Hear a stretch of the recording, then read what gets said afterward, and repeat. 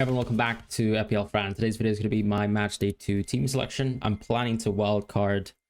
I switched gears in terms of strategy because I think just looking at a couple of teams play so far, I don't think my draft was something that I really liked from a perspective of looking at match day 2 onwards. Mostly because when you look at, let's say, some of the teams that have played so far, I think Auckland City, for example, me setting up with 2 defenders didn't really feel like the best utilization of value versus a team like that, particularly when there's just so much more upside going for some of the attackers within this Benfica team.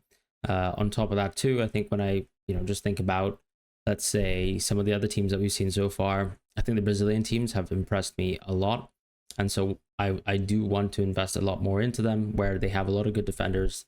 And honestly, I think the quality defensively generally from a lot of the South American teams has been really solid. On top of that too, I think it's an opportunity also to just move into PSG players, and equally someone like maybe an Mbappe who might miss out on match day 1. I think the same logic could even be applied to someone like Denzel Dumfries in match day 2 as well, because if these players miss match day 1, more likely they could play back-to-back games in match day 2 and 3. But Dumfries is a bit different because he's actually dealing with some sort of fatigue, a muscular injury, so that's probably not ideal, whereas with Mbappe it's just sickness, so we'll have to see what happens there. I'm recording this video after Dortmund just drew versus Fluminense. I was pretty unimpressed with Dortmund, if I'm being honest, but part of it, as I said, is just generally seeing the tournament so far, watching most of the games. I think the only game that I've missed so far is Botafogo versus Seattle Sounders, but I've generally been quite impressed with a lot of the teams coming from South America. So that's a general trend that I think we can sort of invest into. We also at this moment in time have some really good updates in terms of where the markets are leaning towards certain teams, certain players. And as I sort of mentioned as a trend, right, the overwhelming movement within the markets is clearly this Benfica expected goal tally. So Benfica are predicted now to score 7 goals, which is just absolutely obscene. And I think we already saw Otamendi as well having a lot of goal threat. He's one of the defenders that is just a constant threat for this team on set pieces, and equally he's still sub 5% in ownership. Otherwise, we saw the Turkish internationals actually get benched for that game versus Boca Juniors, and they came on at halftime. I think part of this is because they were just committed towards their international competitions, whereas players like Di Maria, weren't a part of the team before, or were a part of the team before the tournament had started, and was actually playing active friendlies with the team. We also saw Di Maria take penalties over Pavlidis. I think that sort of confirms he's the outright penalty taker. But the reason why Pavlidis, I think, has taken 5 penalties a season is simply because when Di Maria is not on the pitch, which actually does happen quite often for Benfica, then he takes penalties. And Belotti also got a red card, which makes him much better. My main concern now with Di Maria is not that might actually be the case that he actually could come off the bench in this next game. I think when you look at Benfica's depth, they played with Bruma, who started the game. I can't necessarily see Bruma starting the match versus Auckland City because I think it makes sense that Akçakoglu is going to play on the left-hand side. And with Di Maria, I think it's, or rather maybe Akçakoglu can play on the right, but I think it's quite likely that someone like maybe Shadow could actually play in place of Di Maria. But we'll have to wait and see what happens, because I think the sort of substitutions, or the direction of substitutions for Benfica within the match versus Boca Juniors was very, very attack-minded. So once they brought Belotti on, it kind of made sense why Shadow couldn't actually play that match, and he might be interesting, and he could take Di Maria minutes away, I think, in the next match day.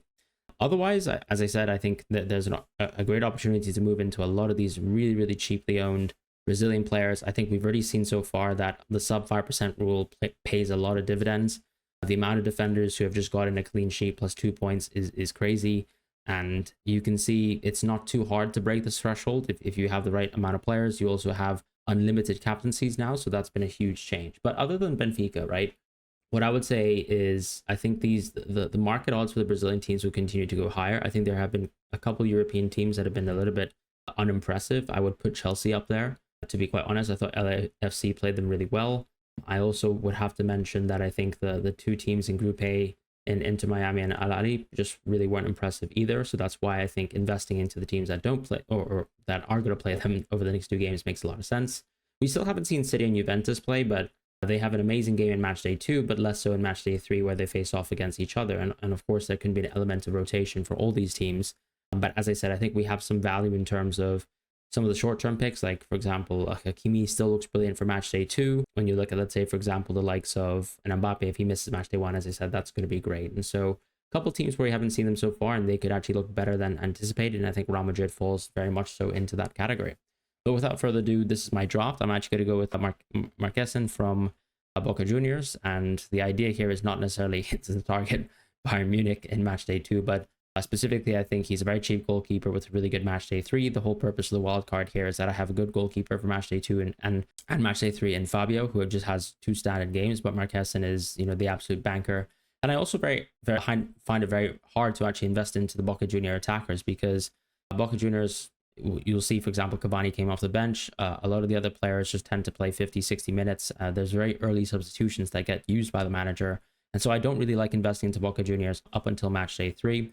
Otherwise, in defense, right now, Otamendi is sub 5% ownership. I think I will take him because I have some doubts about Di Maria's minutes. It could end up looking very stupid, but Di Maria's ownership is already above 5%. So I think some of the upside towards Di Maria is taken away from that. And Otamendi obviously gets the plus of the +2 points. Hakimi, Svensson, and Piquerez, and also Samuel Xavier fill out the rest of my team. Piquerez is actually a penalty-taking left back. He might not take penalties for Palmeiras, but I think I have an intuition that he will. As I said, I feel really comfortably about Palmeiras versus the 2 teams that they're going to face over the next 2 legs. So I think that's a huge plus. Inter Miami is on Matchday 3, but I think Palmeiras getting a draw on Matchday 1 still means that they have probably the need to actually, field a lot of their players even at Matchday 3. Svensson is someone that I've actually gone for, and he's still above 5% in ownership, and I really do like him as a pick. I think it's because Dortmund's games only get better from here. They were pretty unimpressive versus Fluminense. I think Kobel made a lot of great saves. I don't think the clean sheet was deserved, but there's an opportunity, of course, to just simply go for Anton, Bentabeni, or Sule. All the center backs got +2 points over Svensson in Matchday 1, but I do really like that Svensson's on some set pieces. I also like that he's ultimately someone who's nailed to stay on for most of the match. Ryerson, for example, we can see can maybe lose his position potentially to Jan Kuto over one of these games. So I think Svensson is rather nailed. Hakimi, there might be a world where he gets subbed, but I think he's generally been an extremely fit player. I'd like to see him play most of the games, and I think an early sub could be due for him in Matchday 3 if they sort of lock things up very early. But Hakimi is a pick that makes a lot of sense to me. And then shifting over gears towards Samuel Xavier, I've just watched him play with Fluminense. I was really impressed. That's why I have the double up now of 2 Fluminense players. I think a triple up of Fluminense makes a lot of sense. If you actually look at some of the percentages for some of these Brazilian teams over the next 2 games, it actually competes very well versus some of the top European teams. If you combine some of the Matchday 2, Matchday 3 sort of implied numbers. What we've seen previously is just the Matchday 2 numbers, but because Fluminense's game is so good in Matchday 3, it actually competes very well versus a Juventus, versus a Man City as well, especially when you top on that sub 5% ownership piece. In the midfield, I'm a little bit uncertain about this because I think that there can be some changes, e.g., me bringing in some more Man City players, me potentially bringing in another Benfica midfielder like a Koku or even a Di Maria if I feel a little bit more certain about his minutes. I'll be looking to sort of Portuguese outlets to see whether the Di Maria will sort of feature within the predicted lineup versus Auckland City, and maybe that's going to push me over the edge because I think you just want more attacking returns versus Auckland. It makes more sense to have 3 attackers than 2. But Otamendi arguably is extremely attacking for this team anyways. He scored, I think, 6 goals within the league for Benfica and a lot of goals within the Champions League as well, and just recently within the previous match. Mora actually really did impress me within the match versus Palmeiras, but I think one thing to mention is I think Palmeiras looked much better overall as a team, and that impressed me. But as I said, I don't really have too much faith within the teams in Group A, and so I think Mora just makes a lot of sense as a pick to sort of target here, given that the next 2 games are just really, really, really high quality for him. I mean, Inter Miami just didn't look really good. I think they gave plenty of chances, as I was lucky to get that Ustari clean sheet and penalty save, so no real sort of complaints about that. And then I will have Kvaratskhelia in my team. I think from a Matchday 2 perspective, PSG just have 2 rock-solid games coming up next. They might not have a reason to actually start him in Matchday 3, but I think there's also a little bit of a lack of depth within the team. They do have Mayulu, they have Goncalo Ramos, who's absolutely horrendous. So even though he might be sub 5% ownership, I'm not touching that guy. And I've decided to go with Barcola as well. Barcola is someone who's now back in training. I was surprised because there was no sort of French news outlets that actually reported that he was, in danger of missing Matchday 1. That was a big sort of mess up on my part. And part of it too is with the deadline changes, I was actually planning to go with a completely different team. I would have had Otamendi and Di Maria. I posted my my potential lineup because I was just waiting for Di Maria to be 4.9% owned and then to sort of make transfers before the deadline had kicked in. But it kicked in and I ended up with a Pavlidis draft that I didn't really like with Antonio Silva as well. I probably would have actually gone for John from Botafogo as opposed to, let's say, Ustari, who ended up doing extremely well. But I think net on net, I probably would have enjoyed my Di Maria draft a bit more, but we'll have to just wait and see. And that's just life, right? I think a lot of people were also suffering from the same deadline issue, so that's that. Aktakoglu, I think, just makes a lot of sense. I think he'll definitely start the next game. Arias is someone who was the superior man of the match versus Dortmund. I don't think he was that impressive, but his minutes are perfect for Fluminense. He is the sort of largest goal threat in the team, and I do think he's just going to be the pick that is quite simple, quite standard on a Matchday 2 wildcard. I think he's quite a lock. And then, as I said, Barcola is someone that I really want to tempt myself towards because I still think his ownership is really low. I think most people are going to ignore him because he was benched, or not even benched in Matchday 1, but he wasn't a part of the squad. But I think there's a strong opportunity for him to start, especially since he's in training. The big update for Ousmane Dembele is he's actually in individual training, whilst Barcola is actually within full team training, and that's been confirmed by L'Equipe.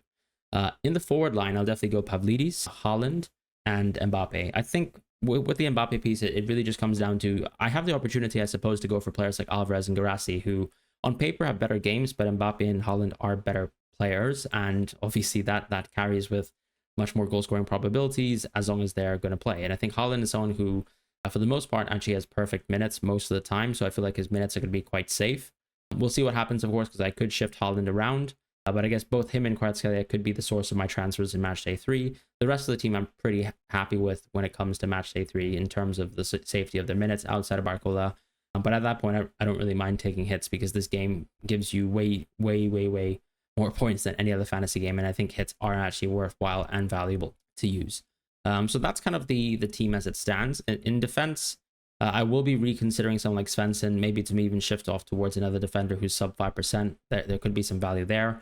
I'm just struggling to find actually a defender that I really like outside of Svensson for that sort of price range, and considering the fact that he just has 2 really good games.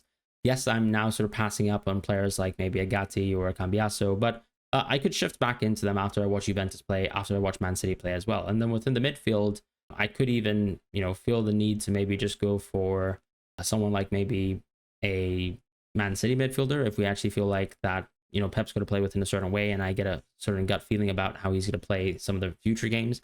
But for now, I think this is exactly how the team is going to look like. There's other teams that I clearly haven't invested to, like Bayern Munich were, very impressive versus Auckland, but it was Auckland, and I think that doesn't mean anything to me.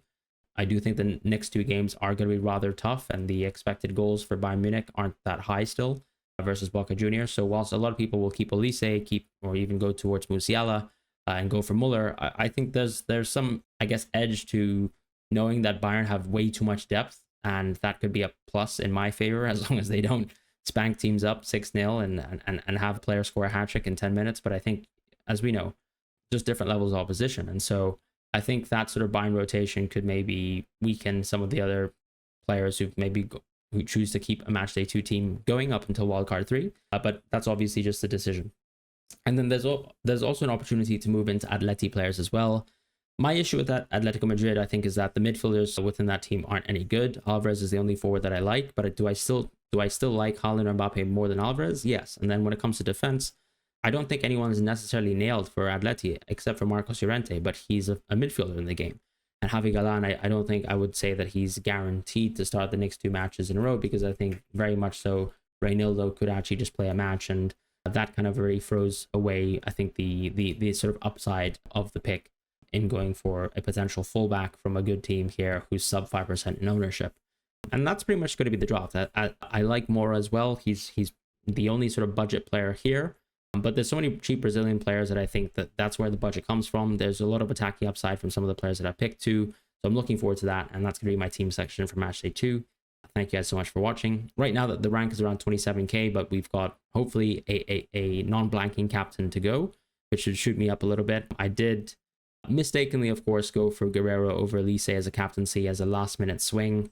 Just felt like it, and clearly was the wrong decision. But at the same time, you look at someone like Sasha Bowie, I think the logic made sense, where you still can have an attacking fullback getting crazy returns versus a team that is that weak, like Auckland City, especially when the clean sheet is so nailed. And we also know that Bayern can rotate. And I also was expecting an earlier sub for some of the attackers in Bayern, but Guerrero was also party to that attacking sub. So it's just a bad decision, and we just have to move on. But as I said, unlimited subs are in the game. It might actually call into question, whether we should triple up on teams, because I guess the more diversified your team is, the higher chance, I suppose, you give yourself to to sort of find the best captaincy possible. But at the same time, when you invest in specific teams and they actually get the results that you want, you benefit that much more within fantasy games. So there's a bit of a pro and con aspect to this. And otherwise, I've been enjoying the tournament so far and look forward to making some more content as long as there's still more interest from you guys and you continue to keep watching. But as a bit of summer fun, I'm enjoying Club World Cup football, and I'll see you guys for the next video.